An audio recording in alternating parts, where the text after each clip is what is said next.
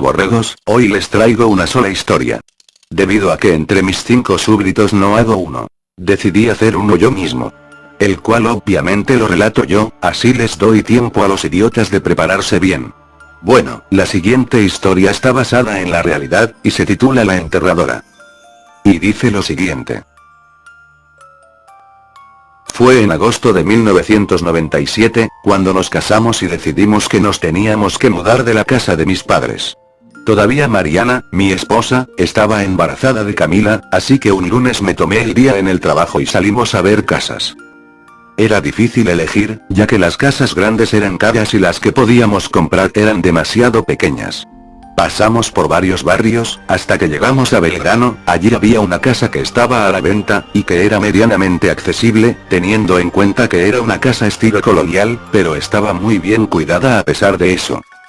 La mujer de la inmobiliaria entonces comenzó. Esta es una casa que data del siglo XIX, por lo que pueden ver está impecable, es amplia, acá está la cocina y más allá hay 2 habitaciones y, junto a las habitaciones el baño.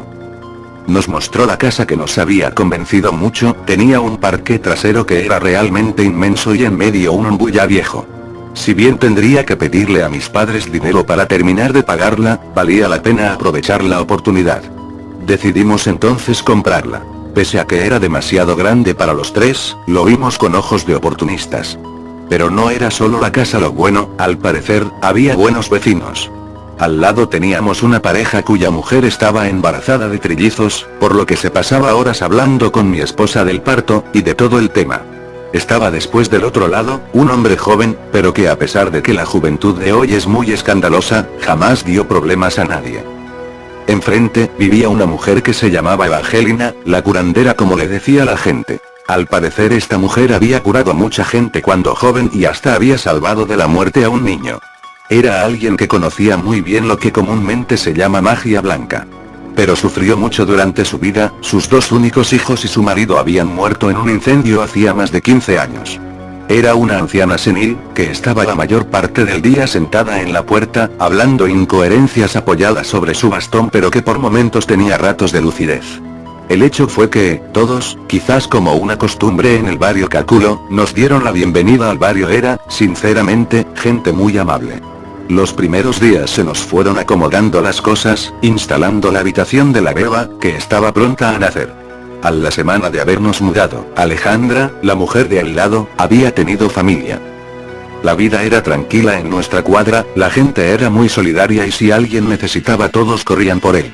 Un mes después del parto, un miércoles a la noche, recuerdo que eran las 2:16 exactamente de la mañana y me había despertado por los llantos de un bebé, más bien varios bebés a la vez, llorando a gritos y alaridos.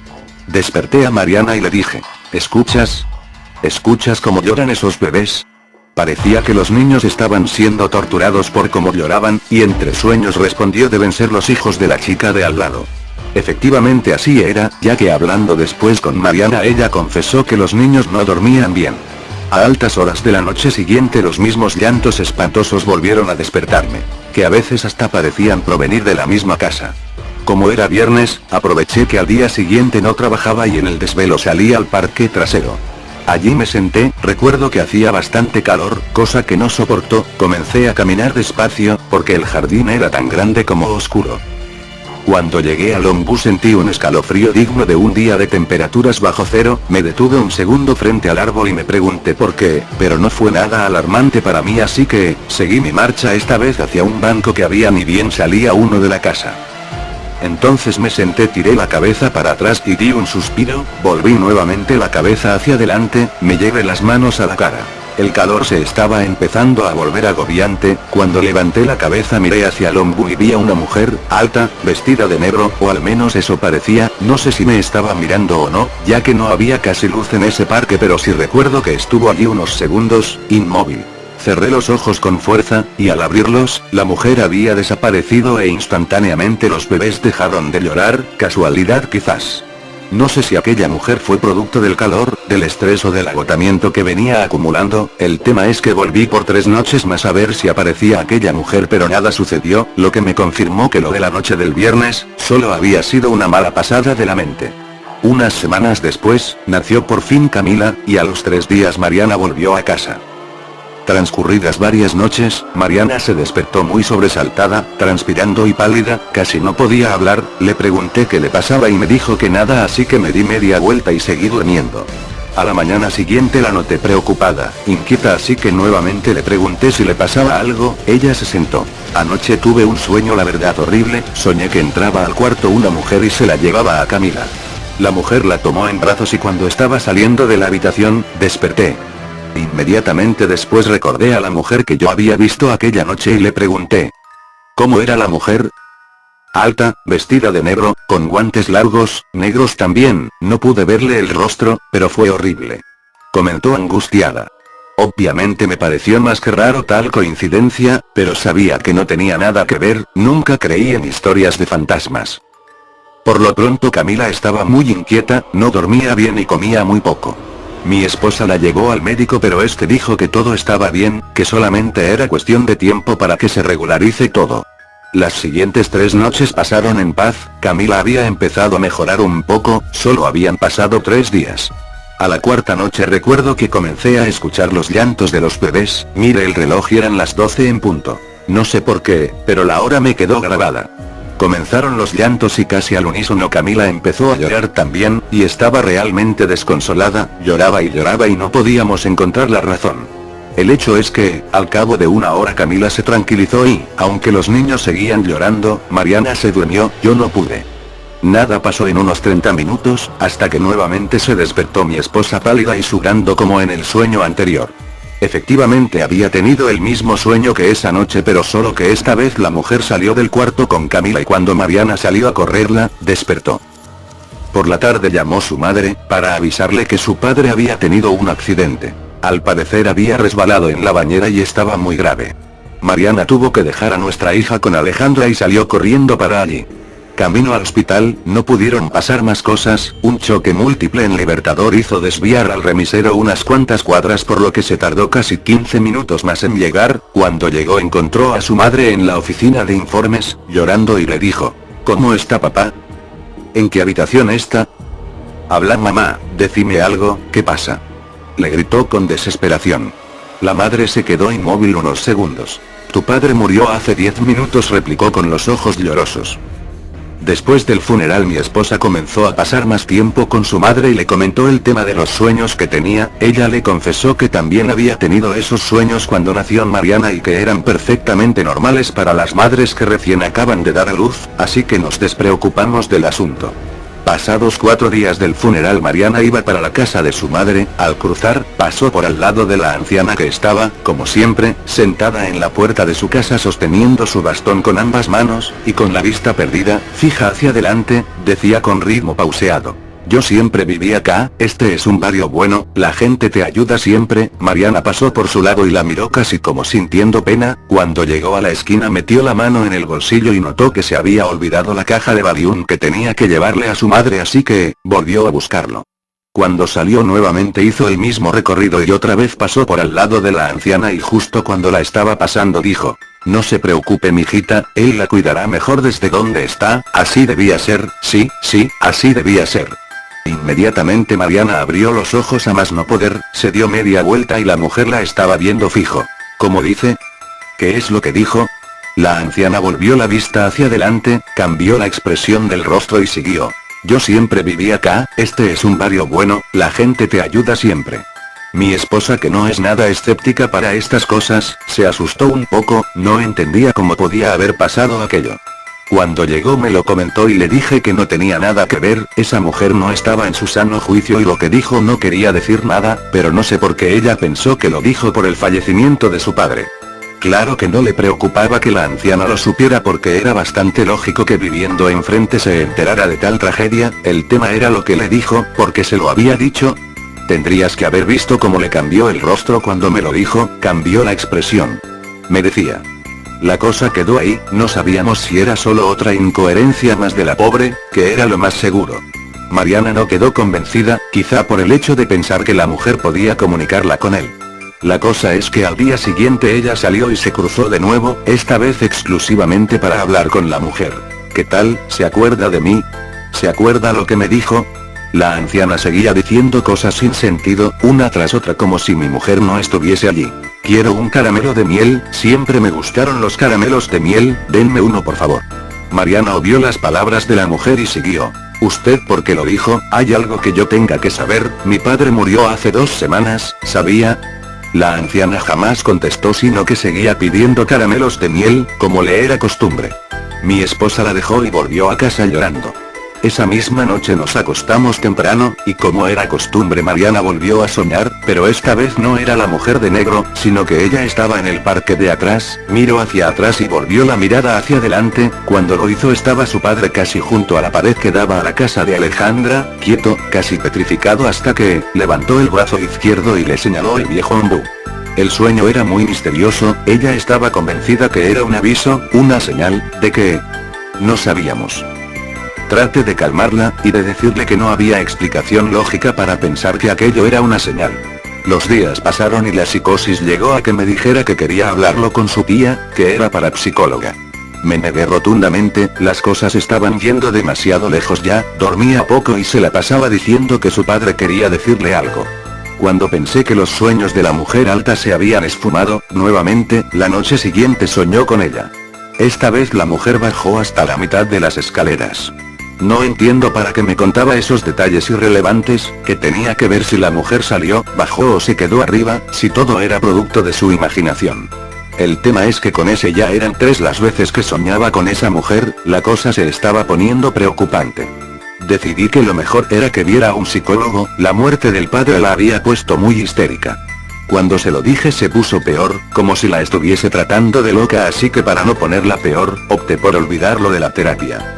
Al otro día, salió a hacer unas compras, cuando volvía pasó por la casa donde estaba la anciana sentada y seguía, por supuesto, diciendo cosas sin sentido. Cuando estaba exactamente a su lado la anciana la tomó del brazo con fuerza, abrió los ojos de par en par y entre dientes y con voz ronca y grave le dijo: ella nunca los quiso, Mariana, nunca los quiso. Por supuesto esto fue más que demasiado para mi esposa, que sin más, cayó desmayada en ese preciso momento. La gente no supo qué hacer, así que llamaron una ambulancia. Cuando llegué a casa me encontré con lo que había pasado, y salí al hospital.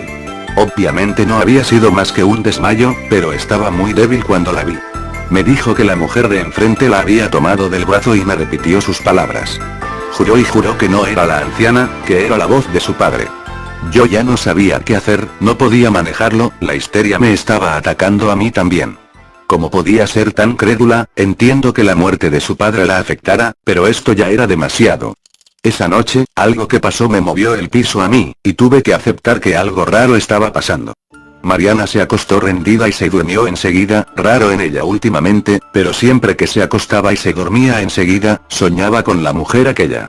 Y efectivamente así fue, solo que esta vez, mi esposa la corrió hasta alcanzarla con Camila en brazos y cuando la alcanzó, solo atinó a tomarla del brazo y la mujer dejó caer un anillo que llevaba puesto, al final de las escaleras. Cuando nos levantamos, ella salió primero de la habitación, le dije que se fijara la ropa afuera que se estaba secando y no contestó, volví a repetirle y no tuve respuesta hasta que salí y al bajar las escaleras estaba allí petrificada, dura, le pregunté qué le pasaba y no me contestaba. Cuando la alcancé vi, en el piso, un anillo, es el anillo que llevaba la mujer de negro. Dijo. Yo no podía creer lo que estaba viendo, es que de hecho el anillo no era de ninguno de los dos y no había forma de que haya llegado allí por sí solo. Era una alianza, con un grabado muy sofisticado, gruesa, parecía valer una fortuna. Enseguida tomé el anillo y le dije que mañana iríamos a visitar a su tía a ver si sacábamos algo en limpio. Recuerdo que ese día Alejandra había viajado a San Luis a visitar a unos parientes y nos había pedido si de cuando en cuando podíamos ir a ver que todo esté bien en la casa. Por supuesto, aceptamos. Llegó la noche y habíamos acordado que yo me quedaría de guardia y si Mariana volvía a soñar otra vez con la mujer, la despertaría de inmediato. Cuando se durmió yo seguía pensando, como lo hice durante todo el día, en ese anillo, parecía tener algo extraño, casi macabro, seguramente era pura sugestión mía, pero el hecho era que así me parecía y el no saber a qué nos estábamos enfrentando, si es que a algo nos enfrentábamos, me aterraba. Esa misma noche recuerdo que mientras las horas pasaban y yo luchaba para no quedarme dormido comencé a escuchar nuevamente a los bebés llorando, claro que se me puso la piel de gallina, más cuando me volví hacia el reloj y vi las 12 en punto. Si Alejandra se había ido no había forma de que se escucharan esos llantos, salvo que, no provinieran de su casa.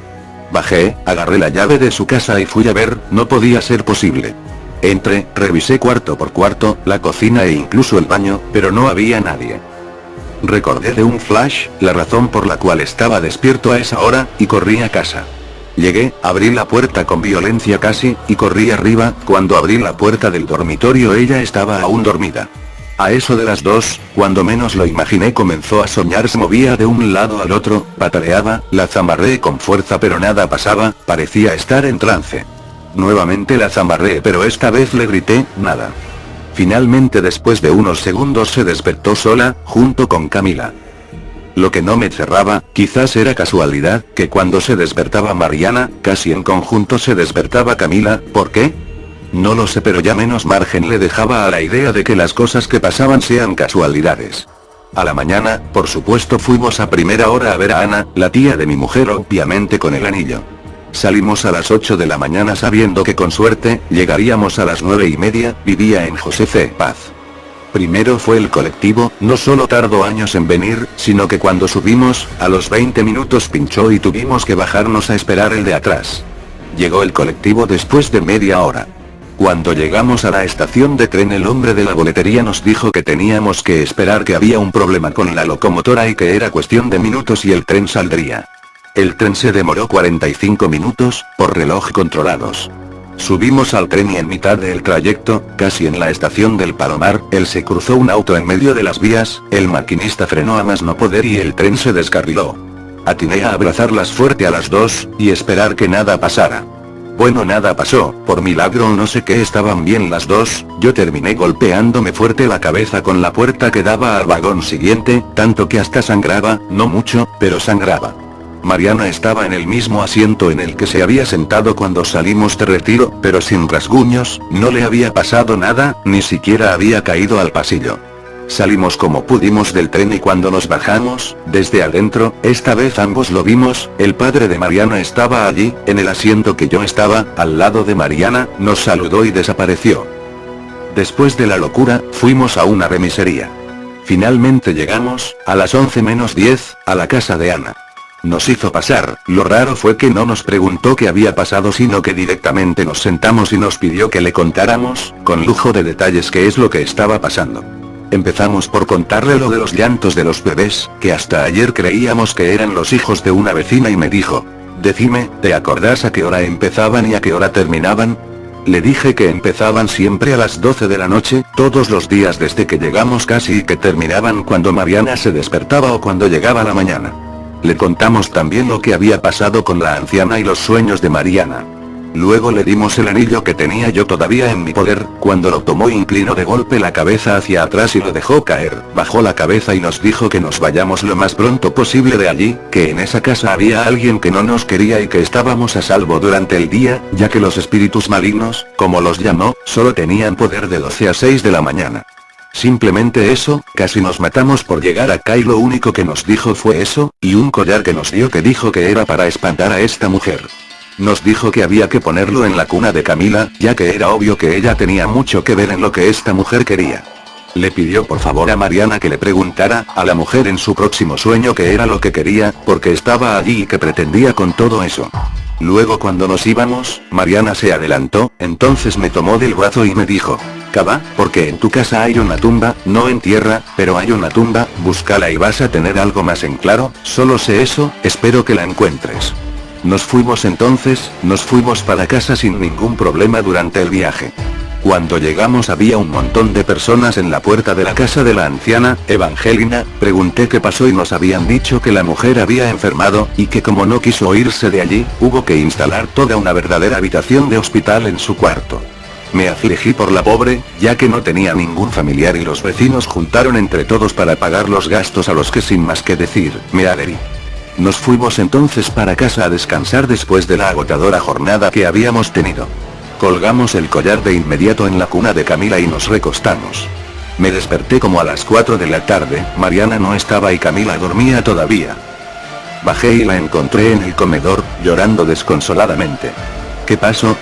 Le dije, ¿cuándo va a terminar todo esto? Tengo mucho miedo de no saber qué pasa. Yo también, pero confío en que todo va a salir bien, tu padre nos está cuidando. Le dije. Mariana después, se fue a la casa de la madre y le dije que se quedara de dormir allí, que sería mejor. No fue mejor la oportunidad para empezar a cavar y ver qué era lo que encontraba. Ya que me había dicho que en la tierra no estaba, descarté la pala y tomé un pico pero no sabía por dónde empezar, así que, me senté primero a tomar algo, miraba cada rincón de la casa a ver cuál de todos podía ser una tumba y, sinceramente todos los rincones de la casa lo parecían. Cuando estaba a punto de empezar a cavar a la marchanta, comenzaron los llantos, me di vuelta y quise tratar de fijarme a ver de dónde venían, ya que lo más probable era que la tumba estuviese allí. Empecé a caminar por el comedor y al salir al patio de atrás los llantos eran más tenues, por lo que volví de inmediato para adentro, caminé hacia la puerta y parecía que se los escuchaba más, salí, di la vuelta al jardín y del lado de afuera de la casa pude localizar que se escuchaban por la parte media de la casa. Cuando entré para clavar el pico donde se escuchaban más claramente, vi la mujer otra vez, parada en la puerta que daba al patio trasero señalándome con el dedo, como si estuviese haciendo algo que no le gustaba y de hecho, me juego que así era. Le pregunté quién era, qué quería y qué pretendía, la mujer seguía allí, bajo el brazo y dejó de señalarme y se desvaneció. Al instante dejaron de llorar los bebés, no me pude guiar más pero, tenía más o menos idea de dónde estaba seguro provenían. Así que con pico en mano empecé a romper la pared, cavé y estuve casi 2 horas haciendo un agujero en el que cabían fácil, 5 tipos parados. Nada había hasta que miré con atención a uno de los extremos del agujero, y vi la punta de lo que parecía ser una manta, rompí con fuerza esa parte y, cuando abrí la manta en efecto, había dentro lo que parecían ser 5 juegos de esqueletos de niños de no más de 3 meses con lo que parecían ser cráneos fragmentados. La experiencia fue más que morbosa pero ahora ya sabía, de dónde venían los llantos pero, ¿cómo llegaron allí esos huesos? ¿Qué ser humano con mente perturbada podía haber llevado a cabo este acto tan macabro? El tema era ahora, esconder los huesos y explicarle a Mariana tal agujero en la pared que aparentemente no tenía motivo alguno. La mantuve lo más posible en la casa de su madre, hasta que, finalmente por la tarde mi esposa volvió a casa. Lucía más animada, la noche lejos de acá parecía haberle hecho bien, hasta se mostraba optimista. Cuando vio semejante buraco en la pared obviamente me preguntó qué había pasado y le tuve que decir que pensaba instalar una ventana allí. Realmente una excusa más que ridícula, pero el hecho de que la pared en ese estado no tuviera otra explicación lógica, le hizo creer de inmediato lo que le había dicho. Llegó, nuevamente la noche, la última que pasaríamos en esa casa. Camila se durmió casi de inmediato, luego siguió Mariana y, como era costumbre últimamente yo me quedé despierto. Alrededor de las 11:30 de la noche escuché el timbre. No me imaginé quién podría ser, solamente Alejandra que haya vuelto antes de tiempo y quisiera las llaves de su casa. El hecho es que bajé intrigado ya, pues en otro momento no me hubiese preocupado el tema, pregunté quién era y dijeron: soy Claudio, el vecino, disculpe que lo moleste a esta hora pero doña Evangelina ha estado insistiendo desde hace ya rato que quiere hablar con usted, no sé, supongo que quizás usted sepa de qué se trata. En ese momento las piernas se me aflojaron casi al punto de caerme ahora que... Si me llamaba esa mujer seguro algo raro era, algo que tenía que ver con el padre de Mariana o peor, con la mujer de negro. Me puse lo primero que tenía a mano, y salí. Llegué y en la casa solo estaban Claudio y la enfermera que estaba cuidando de la pobre viejecita. Era un cuarto con muebles muy antiguos, no muy acogedor que digamos, había bastante humedad en las paredes y olía de viejo, que me perdone la pobre anciana pero así era. La mujer, aunque estaba más débil que de costumbre, parecía haber recobrado la cordura de golpe y me invitó a sentarme. Me preguntó por mi esposa y le dije que estaba bien ahora pero había estado algo perturbada, no sé por qué, pero hablaba con la anciana como si ella ya supiese todo, y que de hecho luego me no sé por qué, pero hablaba con la anciana como si ella ya supiese todo, y que de hecho lo sabía. Yo igualmente le conté no sé por qué de los sueños que Mariana había tenido y ella me dijo que, en 1946 había vivido en la casa donde nosotros vivíamos, una mujer que se llamaba Antonia Cervello que estaba casada y que trabajaba en la funeraria del marido y siempre estaba vestida de negro, era muy morbosa. Me contó que el marido era un hombre muy bueno, pero bravo cuando se enojaba, y ella era muy odiosa, nadie en el barrio la quería. La enterradora le decíamos. Contaba. Una vez quedó embarazada de quintrillizos y siempre repudió y maldijo cuanta vez pudo por esos niños, ella odiaba a los niños y decía que no quería tener ni uno en la casa, tanto que intentó 1000 formas de perderlos pero, no pudo. Una noche estaba en casa, por supuesto ya había dejado de trabajar con el marido y los niños lloraban, lloraban y lloraban desconsoladamente, ella trató de dormirlos por varias horas y los chicos no dejaban de llorar, entonces harta de escucharlos, bajó a la cocina, tomó un martillo que tenía su esposo en la caja de herramientas, subió y les aplastó el cráneo, uno por uno. Cuando el marido llegó vio tal acto de salvajismo de su esposa y se volvió loco, tanto que hizo ver que se había calmado y, cuando ella estaba juntando los escombros que habían quedado de sus hijos, vino por detrás con un cuchillo y le cortó la garganta, de oreja a oreja. Luego, como buen funerario que era, envolvió a los niños en una manta e hizo una tumba en la pared. Decía que el suelo de su casa estaba maldito, siempre lo decía, y los puso allí. Después levantó el cadáver de la mujer y lo enterró junto al ombú que estaba en el patio trasero y cuando terminó el trabajo, se suicidó. Me dijo que la única manera de que dejara de aparecer era que la desenterrara, y le dé sepultura cristiana en un cementerio. No podía creer lo que esa mujer me había contado, no cabe ni en la mente del más salvaje de los animales acabar con sus crías tal como esa mujer lo había hecho. Habrá estado unos 30 minutos fácilmente hablándome de aquella macabra mujer y cuando terminó de hacerlo se retorció de tal forma que creí que le había llegado la hora, entró la enfermera, la revisó y la mujer dijo ya está mija ya está, ya estoy bien, salga por favor que necesito hablar con este hombre. Me miró entonces, me tomó de la mano y me dijo, sé que la tía de su esposa le dio un amuleto para alejar a esta mujer de la cuna de su hija, pero créame que ella no se va a detener por un simple amuleto, hágame el favor, tráigalo. Le dije que si lo traía mi hija estaría desprotegida y que no podía, bajo ningún punto de vista ponerla en peligro. A lo que me respondió. Confíe en mi joven, el diablo sabe por diablo, pero más sabe por viejo, yo voy a orar por su hijita. La mujer me inspiró confianza, más después de tan demente historia así que accedí y fui a buscarlo. Llegué a casa y mi esposa dormía plácidamente, como si nada nunca hubiese pasado así que, sin hacer mucho ruido, caminé hacia la cuna de Camila y tomé el amuleto.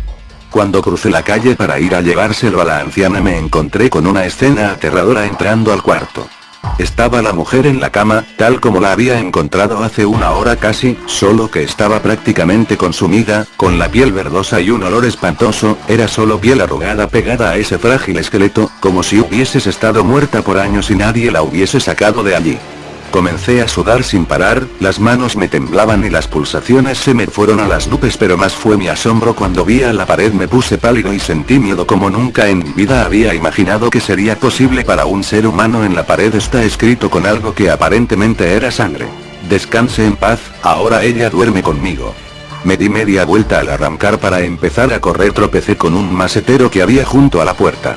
Corrí solo metros, pero que parecían kilómetros, tantas cosas me pasaron por la cabeza en esos segundos que tardé en llegar a casa. Abrí la puerta tan abruptamente que me caí hacia dentro de la casa, me levanté subiendo las escaleras de a cuantos escalones podía, entré al cuarto y no estaba mi esposa, ni tampoco Camila. Llamé de inmediato a la casa de mi suegra para preguntarle si estaba allá, pero ella no sabía nada. Bajé las escaleras, me senté en el comedor y lloré a más no poder, estaba histérico, pasé horas allí sentado hasta que, a las 4 de la mañana decidí tomar la pala y sacar el cuerpo de la mujer junto al ombú. Me dirigí entonces al jardín trasero, clavé la pala al costado izquierdo del ombú y nada había. Lo mismo hice del otro lado, pero esta vez, a los casi 2 metros de cavado me topé con algo duro, removí la tierra y era, en efecto, un ataúd arruinado por el paso de tiempo, con hendiduras por todos lados y un olor desagradable por cierto. Quité entonces la tapa del cajón y cuando lo hice supe, que desde ese momento no tendría más nada por lo cual vivir, estaba en el cajón el esqueleto de lo que parecía ser la antigua dueña de la casa y, en brazos el cuerpo estéril y frío de mi hijita Camila. Sin más que gritar como un desconsolado abrazado al cuerpo de Camila sin saber por qué me había pasado esto, cuando se me agotaron las lágrimas, hice las camas, me cambié, me puse la mejor ropa que tenía, me peiné, tomé las llaves, salí y cerré la puerta para nunca más volver a la casa aquella.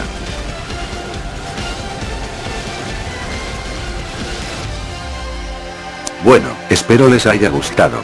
Para la próxima, les traigo 3 historias relatadas por mis perros. Haré sorteo para que no se peleen, jajaja. Bueno, sin más que decirles. No traten de huir, pues no habrá dónde.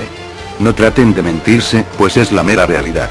Y sobre todo, no traten de descansar, pues ellos, no te dejarán dormir.